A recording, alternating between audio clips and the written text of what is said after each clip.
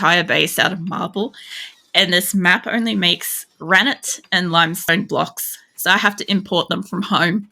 And wherever I land, eventually I could put like deep drills here and get a percentage chance that I might get a random rock. But it's better off if I just pick them up on the way or I bring them from home because I've got them. I've got some here. I've got about 1,000 odd blocks, marble blocks here. Yeah, I've got over 1,000. So they'll probably start making slate blocks at the moment, actually. I have a fuck ton of farm animals as well. I have so many chickens and ducks. I had like 70 odd of each at one point, and I had to manage that. So I have that like automatically managed as well. So whenever I get more than the current adult amount, like I'm allowing them to have like so many like juveniles, and as soon as they hit adulthood, they auto-culled food production immediately. I've always got far more females than I do males. That way I can have lots and lots of reproduction happening without worrying about it too much. It works pretty good. The only problem is sometimes in winter I run out of food for them, so I've got to like say maybe don't keep berries up in my main fridge and go chuck that down in the other one or something, just to feed them for a month or two. I have 2 separate like cooking areas. That's helped us a lot since I made it really close, because originally I think the cooking area was up in here. Vince has got inspired creativity. Who's idle? Chet. I'm also trying to work out with this place because this is an ancient danger in here.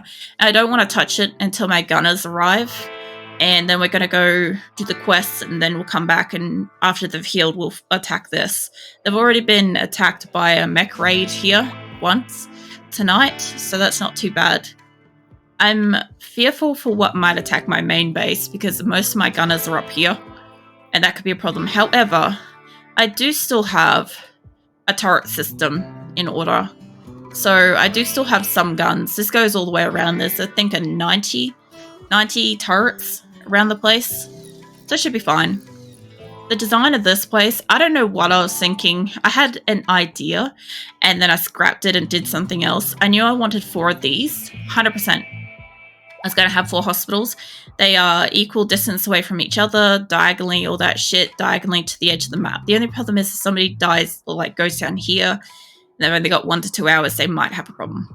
That's really the only thing. I wanted more because the 2 central ones here are too centered. And in the past, I've had a perfectly central one, so I'm trying 4. As for this space, it's not quite symmetrical at the moment because I can't close in this door yet. But, so the side's kind of, we'll go with this one. This one's a bit easier to see. So this will be a cooking area, this room. These 2 rooms will be prison rooms. I'll probably push this up a little bit so it's as short as that room. These will be prison rooms. There'll be 8 prison rooms on this map, hopefully able to house quite a lot of people. These will be these butchering rooms, like, you know, you're peeling your animals situation.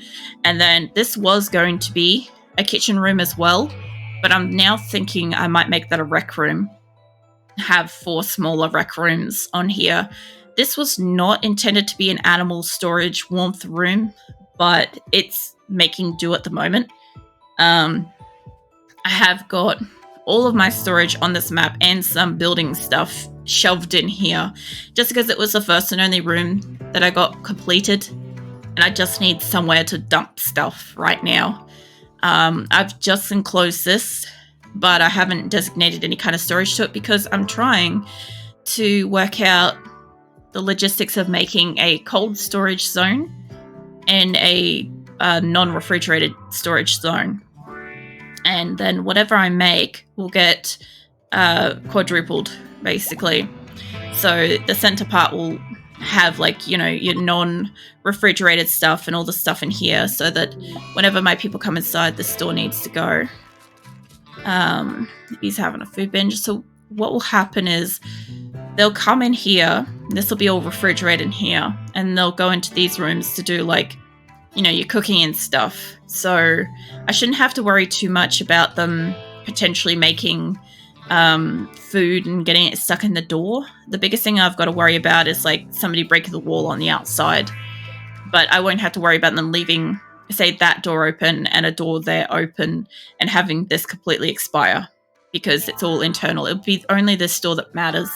And I can always do like a double door airlock situation to kind of fix that. And somebody's got muscle parasites again. I know I kind of like flick on and off people when they've got problems and stuff, but it doesn't particularly matter unless it comes up red. Honestly, not that much. Sometimes I'll read them. Like, it's always funny seeing when somebody's got themselves a new romance or something like that. That's always good.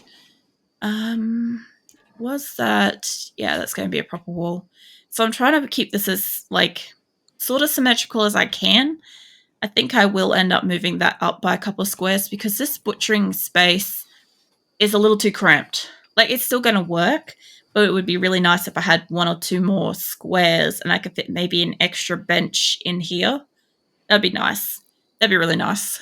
Or even up against this wall. I don't really mind where it goes. I also can't shred these guys yet because I don't have electricity for it. And these things... This room's only running at -1. It's not cold enough. I should be able to turn that down more. Oh my god.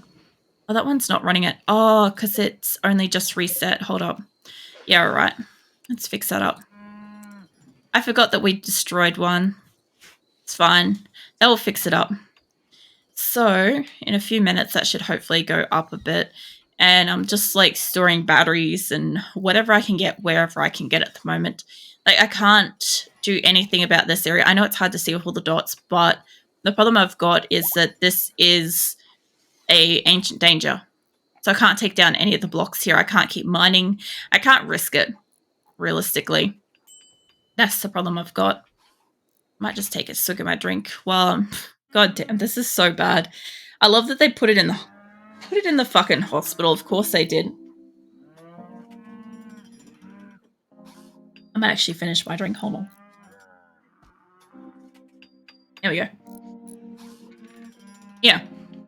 So I also want to make beds at some point. Like bedrooms. And what I'm thinking of doing... I didn't necessarily want bedrooms to be right here. But I will put grow rooms. And I'm looking to make circles for bedrooms this time. I haven't really used circles much. I made the 1 circle sets for the prisons on this map.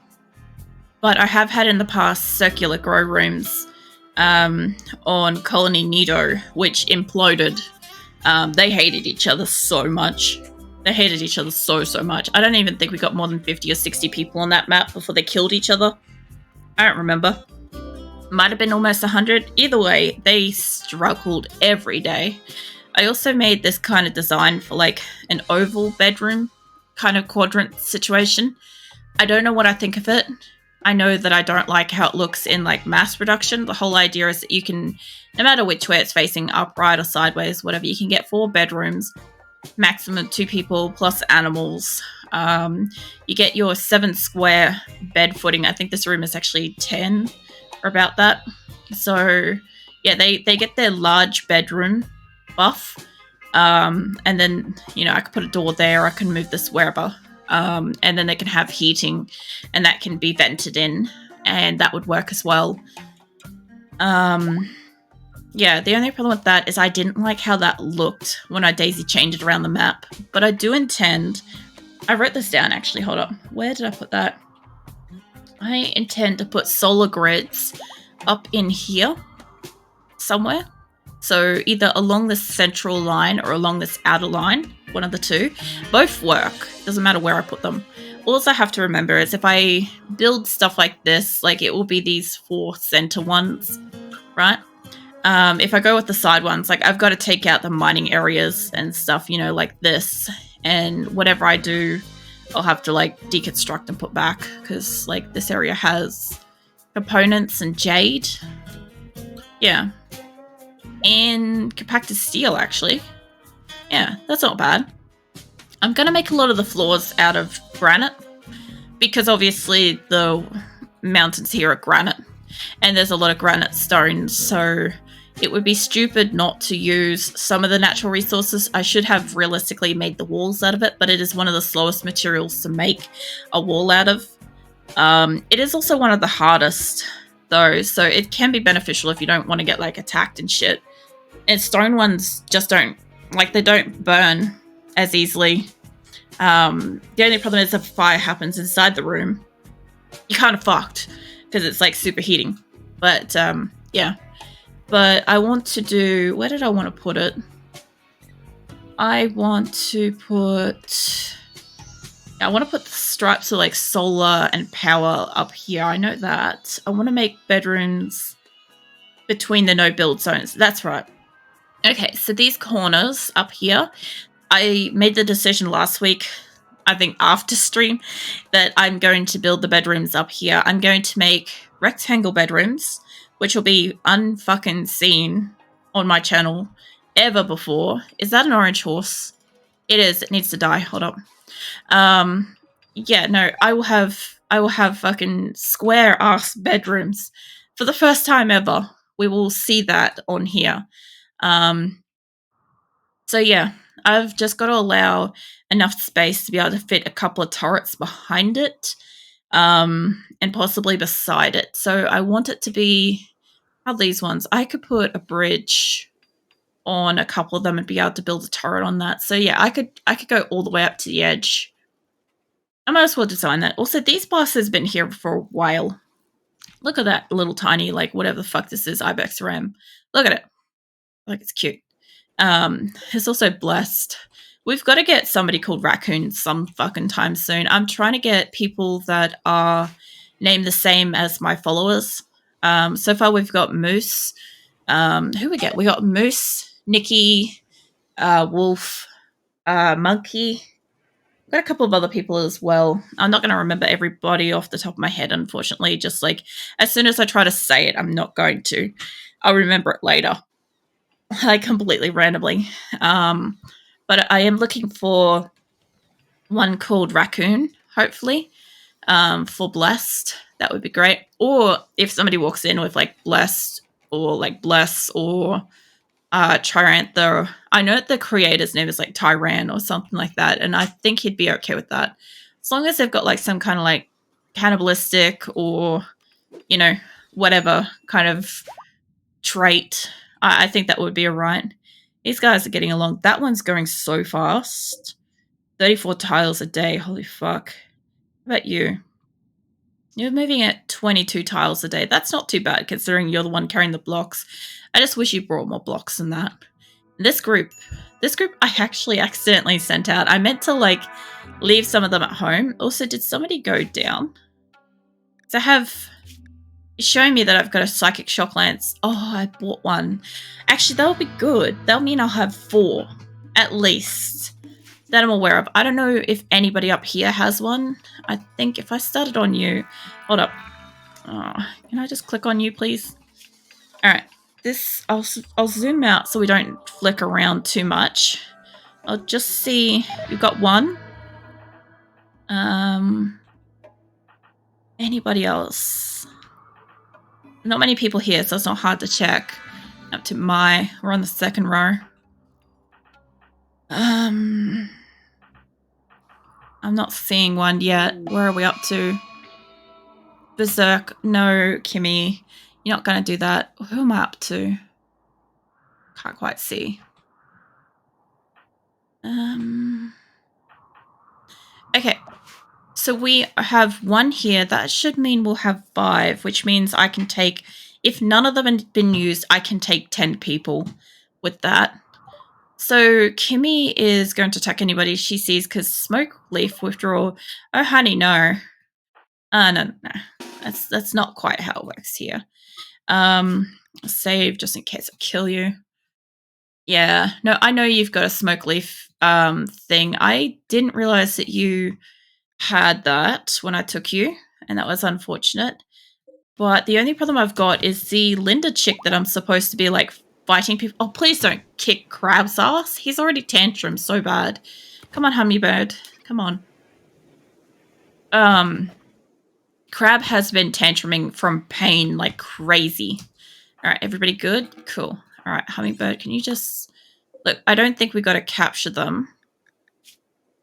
It's their health. They're not, like, broken or anything. Can you just... Oh, I actually do have to fucking capture them. Wow, okay. I thought maybe we could just rescue. That would have been great. Break time. So I'm back for a little bit. Nice. Welcome back. Hope your day's going good. Hope it's not too busy. Or that it is busy, depending on how you like your work. I had a... what do you call it? I had a mech raid attack before. That was interesting. My people were not really prepared for it. And so I've got a few people that are down. I'm also trying to send people home. So I'm trying to send this stupidly large group of animals, which are still, like, popping out more animals. By the way, every time they have a baby, it adds to this. So my people better not take forever to get out. But I got 2 more. 3, 4, 5. Is that it? Just 5 more to pack up. Yeah, 5 more animals, and then they should be able to go. I'm sending them home. They're all night owls. They only have melee weapons, so I'm not going to take them into battle. And they're mostly crafting, so I want to send them home. And that way I can reload all the animals and come back out. Plus, the animals will get fed with, like, the abundance of grass that's going on this place at the moment. No complaints, just a lot of heavy lifting. Hope stream is going great. Yeah, it is. Sometimes with RimWorld can be a very unforgiving game. Sometimes I save a lot to try to save my people and prevent, like, mass colony death and stuff like that. So that's why, like, you'll see me pop up this, like, save thing, and I've got, like, 1 billion saves. So there's that. As far as, like, the game itself, I've had some battles happen before where it's like 90 minutes, intense, stressful, like, just dealing with just constant waves of enemies where they're just like, no matter how I reload it, I will lose people. And it's just a matter of seeing how few people I can lose in those battles and stuff. And those are probably the worst ones. But tonight's been pretty good. And I've got my 2 caravans are on their way. Unfortunately, I had a slow start. I did not notice that this caravan happened to be overweight as soon as they left. So I'm thinking, because there's 9 colonists, I'm thinking maybe one of them left the group before they actually left. Yeah, it could be mental. Like, this game has, like, various things. So I'm playing on what's called Phoebe Chillax.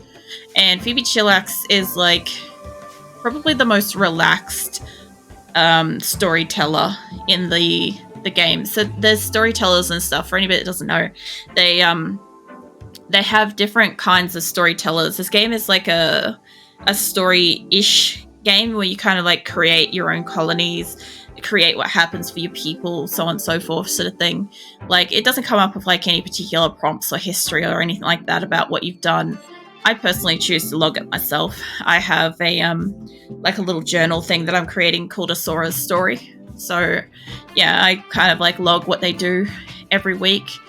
But yeah, it's just, I'm playing on Base Builder, which allows me to have a little bit more leniency with when I get attacked. I don't get attacked as frequently. I don't get attacked as randomly. So I get attacked, like, maybe once a year really bad. I might get some small stuff. But the ones that I wait for are the human raids. Because what happens is I'll get, like, a group of people come in here to attack me. And I take prisoners in large amounts, as you might have noticed. I take a lot of prisoners. I try to keep everybody alive as long as I possibly can. And then I just... yeah, anybody that goes down, if I want them, I'll take them. If I don't want them, I'll just kill them. Or let them leave. Depends what they do. Like, if they've still got a gun or something with them that might be dangerous, I'll get rid of them. But, yeah, that's kind of how I grow my colony. That's why I'm able to have, like, a big base. 2 bases. Sorry. Yeah. A lot of people have, like, a lot of either the DLCs or they've got a lot of mods. So this game can be completely different person to person. How I play it is completely different to how basically most of the people that watch me play it. In Discord, we've got like this like channel exclusively for RimWorld because like the amount of mods that everybody uses, the variety of game styles, stuff like that, it's just so varied. Like, no two games look the same. Like, I'm playing this on core game, so the base game. No DLCs. I've only got 6 mods, and they're very, very light. So they barely change much. Definitely seems like an interesting game. It's one of those ones where as you kind of learn about it, it becomes more interesting and enjoyable. Like, this was one where, this is actually kind of funny story is, I actually didn't want to play this game. I really, really like resisted playing this game for like a good year or two. And my good friend Grim, he was like, you'll love this game. Trust me, you'll fucking love it. So he ended up just buying me the fucking game because he's like, I refuse to get it on all ends. Apart from the fact that like I generally can't really afford to just get games whenever I feel like it. But like, he's like, trust me, you'll love this. You won't regret this. I'm like, I don't know. I don't like it. And I started playing it, and I started playing it for like 18-hour days. And then before I knew it, like my partner would be coming in and be like, are you going to bed today? And I'm like, oh man, I just need to finish like setting up for this quest 3 hours later. I'm like, oh man, I'm finally leaving on this quest. I might as well just hang out till I get to the new location. And I just like kept going. So I have like, I don't have as much hours as obviously some people that have had this game for longer or are like really super enthusiastic, considering I only get to play it once a week while I'm streaming and stuff. But like, you know, it's a surprisingly enjoyable game. I've had a couple of people actually ask me directly, like, what is it that I enjoy about this? So I'm like, I don't fucking know.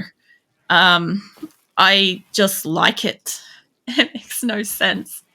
I do like doing like the gardening shit. Like, so many people have offered me mods that are like, you know, you can just get this and it automates it, so you don't have to tell you people to plant stuff, or it will automatically plant things and stuff. And I'm like, yeah, but that's actually part of the game that I enjoy. And I'm like, can you imagine if I didn't have my people wasting time like planting and harvesting stuff?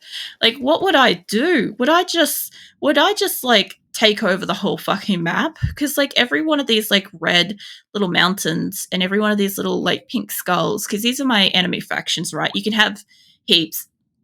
You can literally set it to like a lot, or you can set it to only a few. But these skulls and these little red mountains, they're my enemies. And if I wanted to, I could travel over there. I could take one of these little caravans and I could arrive over here and we could just decimate their base, because I have so many people. I have so many weapons. I also have a lot of bonded animals.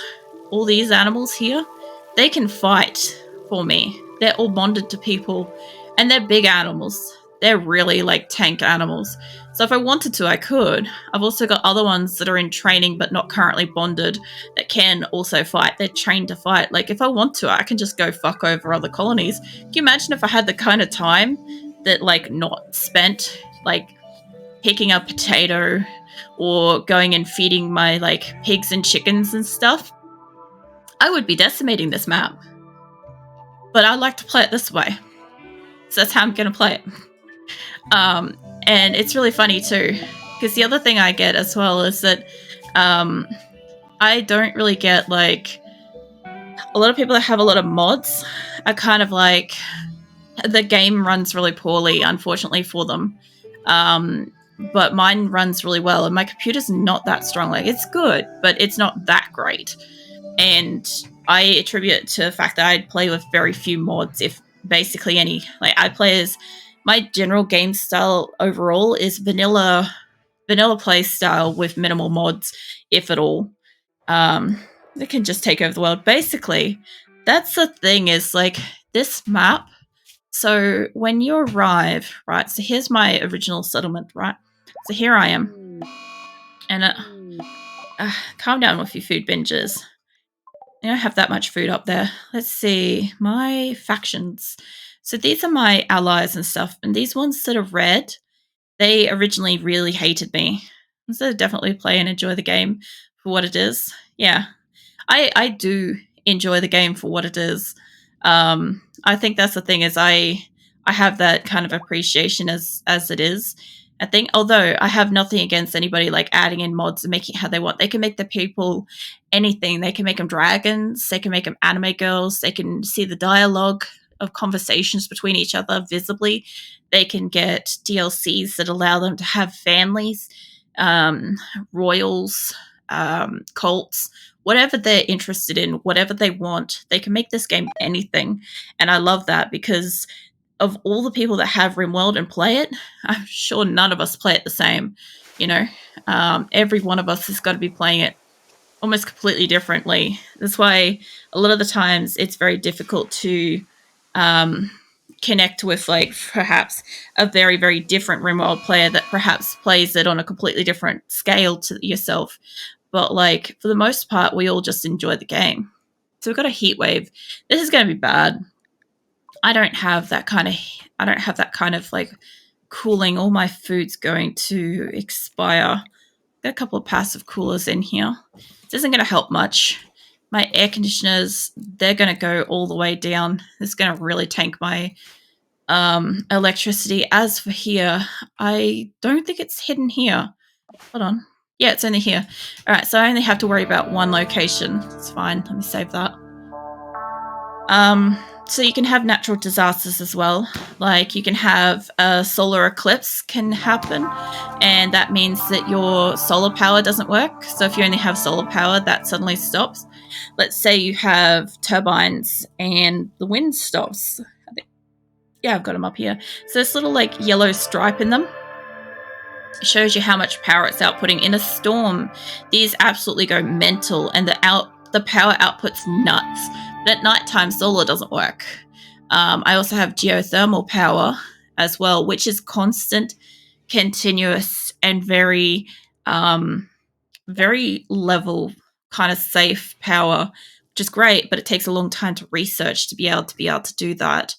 But once you've got it, it's one of the most stable backups. Like I've got only the two here because I only have one little air-conditioned room at the moment, and that's keeping my food fresh.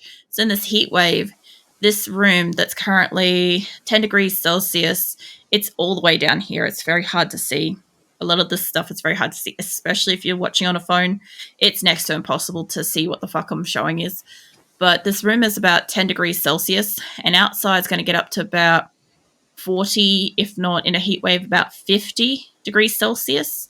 So what should happen as I turn these off, hold on, is that everybody is probably going to want to sleep in here for a while, or otherwise they're going to have tantrums because they're going to say that they're sleeping in the heat, or, you know, it's swelteringly hot. People are going to get heat stroke. There's pretty stuff as well, like there's auroras that happen. So, you know, you get like, it's really pretty outside. So anybody that's working outside that night gets to see it, and it's nice. Gives them a little bit of a mood buff, stuff like that. Like I said, with the factions and stuff, like I had to win over these guys that hate me. These guys, I just slowly got there. They didn't hate me to begin with, but I have to maintain this as well. If I add in more factions, if I added in a mod that allows me to have more factions, I'd have a longer list. But because I've got just the base game, if I add more factions when I go out to world, I will have more, like, you know, more purple, more blue, stuff like that, which I do. I've got more set at the moment. I can have less. I can make more. I can have more of the world visible, so I can fill 50% of the world if I would like to. I've only got 30% generated because I wanted a fair chance, and this is what I'm playing for this time, is I wanted a fair chance to get off-world. And that's the whole point of this game, as far as I can tell. That I can tell. Is you get this, like, landed ship quest, right? It's the first quest you get. Ship to stars. And these stars tell you how hard it is, and it is ultimate level difficulty, where you basically just, once you arrive, you try to start up the ship, you just get onslaught of wave after wave of battles, and whoever manages to get off ship, if you manage to leave, they they then leave. That's it. These planets that we're on, they're called RimWorlds. That's why the game's called RimWorld. Where is Emmy? She's probably in the heat wave. Yeah. All right, hold up. I'm gonna beat her up. I could just arrest her. I know I can do that, but I'd rather beat her up. Yeah. I've tried to go to a off-world ship before, and the problem that I've encountered has been the fact that it's been in like a snow tundra, and my people cannot survive. My animals don't have food. Fucking hell, hummingbird, stop. So yeah, there's been issues with that before. There's a crab's escaping. Why? Because she's down in the door. Can you carry... Yeah, carry her, please. Save that so she doesn't die. Yeah, so I haven't been able to get off-world before. Can you move? But... can you maybe go put her in a bed? What are you doing? Yeah, drop her. Just so I can drop her like a sack of potatoes. Go capture her, yeah? Now, crabs shouldn't be escaping anymore because the door's shut. So it should be good. Alright, I'll just wait till you put her in a thing. You done? Cool. Yeah, I don't know. I've tried. I haven't got there before. I've also tried to build a ship of my own, and that was when I really learnt what that's going to be like. I still haven't gotten close to getting off-world before, so that's what I'm trying for this time. There's a good chance my people are going to die. Like, there's a good chance that the majority of my people are going to die trying to get off-world, and out of all the people I've got, whoever gets out is whoever gets out. I'm hoping that I have enough people that I can maybe take turns. Like, when somebody gets attacked, like these people... Naomi's currently resting, so she's attacked and she's down. She needs to rest to recover. If she goes back into battle, and if any of these were red or she was bleeding out or unpatched, she could potentially die. So that's what can happen in a battle. It's the constant waves that happen, I think, continuously until it's over, until you get out, till the ship's finished powering up. I believe is basically what kind of holds you back. And your people being like, you know, broken or injured, stuff like that, whatever, can make it a lot more difficult. So I'm intending, my hope is that, because this was the first place, this is our second, right? I need to make one more trip, probably somewhere about here would be to a third, and then that would be to a fourth. So wherever I stop in around here, right, wherever I stop and settle here, I'm going to save that separately. And my intention is that I will go to the final flag and I will try to get off-world. But if we fail, right, if we completely die there, I will reload back to here.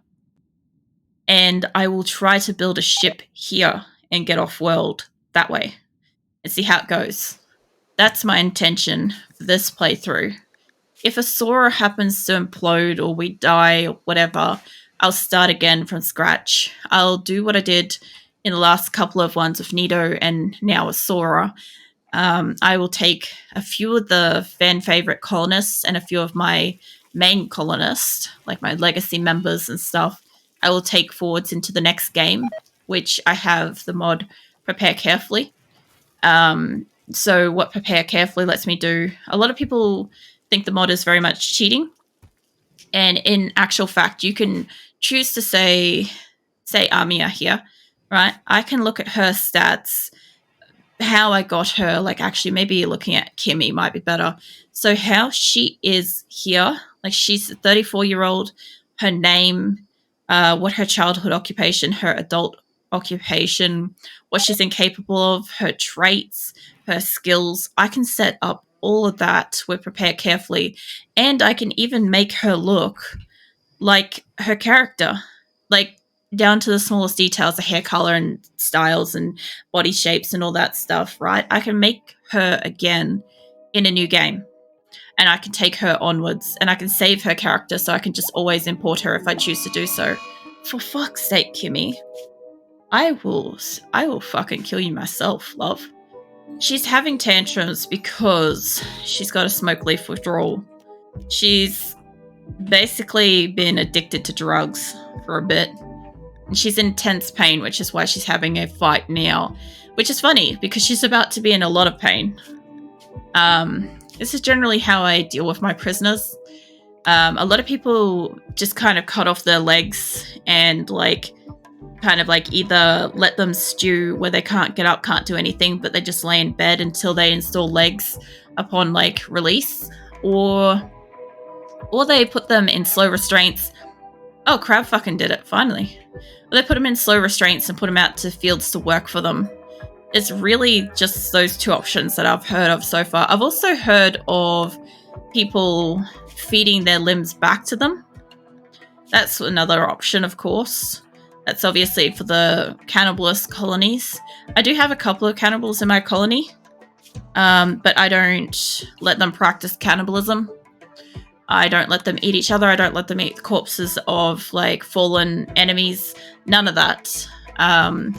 They have to eat what everybody else eats. Because as soon as they eat a person, doesn't matter if it's one of mine or an enemy or whatever, as soon as they eat a person, my entire colony flips out.